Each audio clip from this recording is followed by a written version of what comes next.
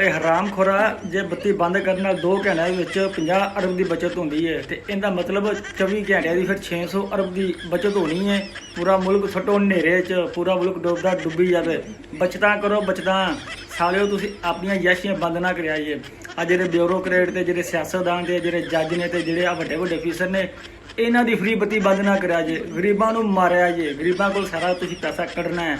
ਜੇ ਤੁਸੀਂ ਇੱਕ ਇਲਾਕੇ ਦੀ ਬੱਤੀ ਬੰਦ ਕਰ ਦਿੰਦੇ ਕੀ ਗੱਲ ਹੈ, ਉਹ ਬਚਤ ਹੋ ਜਾਂਦੀ ਹੈ। ਦੂਜੇ ਇਲਾਕੇ ਦੇ ਉੱਥੋਂ ਤੁਸੀਂ ਅੰਨ੍ਹੇਵਾਹ ਫਰੀ ਫੰਡ ਬਾਲੀ ਜਾਂਦੇ ਜੇ, ਉਹ ਨਾ ਖਤਮ ਕਰਾਈਏ।